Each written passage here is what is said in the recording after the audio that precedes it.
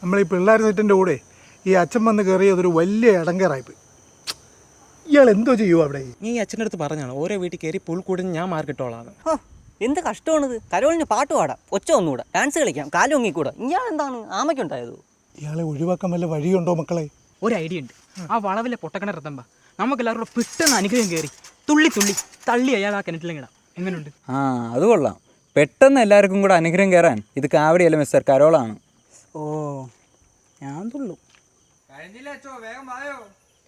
ഞാനിത് കുടിക്കുവല്ല കുഞ്ഞെ, ഒഴിച്ച് കളയുക. അഴിഞ്ഞു പട്ടി. ഒരഴുക്ക ഒരു മിണ്ടാപ്രാണി കുമ്പസാരിക്കാൻ വന്നു. ഞാനൊന്ന് നേർവഴിക്ക് നയിച്ചതാ. വാടാ പോയേ. സാന്റയുടെ മുഖംമൂടി എവിടെ? ആദ്യത്തെ പഫിന് തന്നെ കത്തിപ്പോയി എൻ്റെ അച്ഛോ.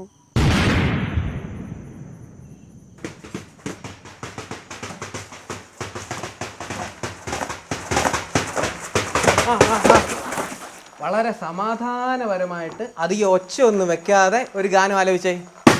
എടോ ഉദാസിന്റെ മോനെ.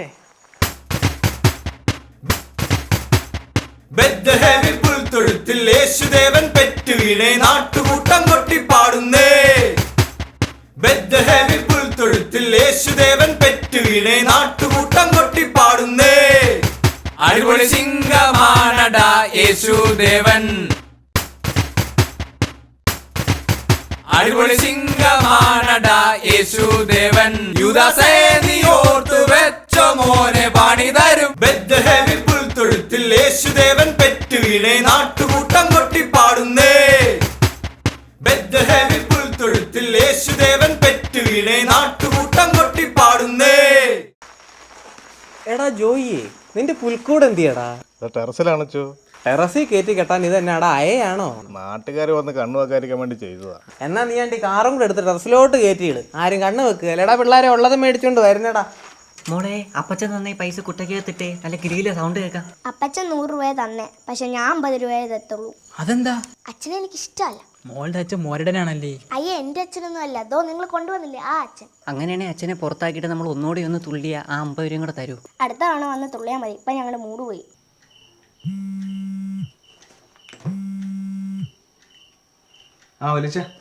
പുൽക്കൂടിന്റെ പണി എന്തുവായി? ഇവിടെ എല്ലാം സെറ്റാണ്. വലിയ നിങ്ങൾ വന്നാൽ മതി. എന്നാ ആ ഫോൺ അമ്മയുടെ കയ്യിലോട്ട് കൊടു. കൊടുക്കാം വലിയ. ഹലോ വലിച്ച.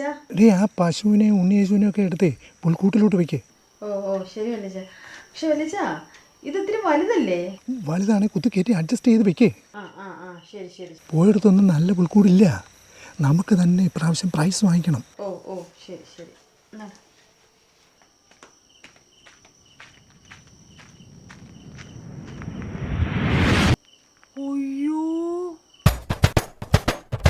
ക്രിസ്മസ് പാപ്പ വന്നേ വന്നേ രണ്ടക രണ്ടക രണ്ടക രണ്ടക പുൽക്കൂടെല്ലാം വെച്ചേ വെച്ചേ രണ്ടക രണ്ടക.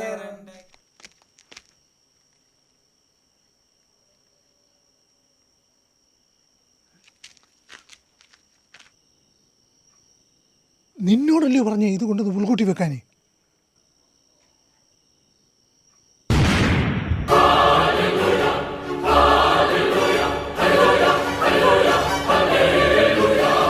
എന്തോന്നാണ് ഇത്? കർത്താവിന്റെ കാറിടാൻ പണിഞ്ഞു വെച്ചിരിക്കുന്നോ? വലിയ യേശു ജനിച്ചത് പുൽത്തൊഴുത്തിലാന്നേ. തൊഴുത്താവുമ്പോൾ മിനിമം ഒരു പശുവിനും മാക്സിമം ഒരു വിത്ത് കളക്കി നിൽക്കാൻ സ്പേസ് വേണ്ടേ?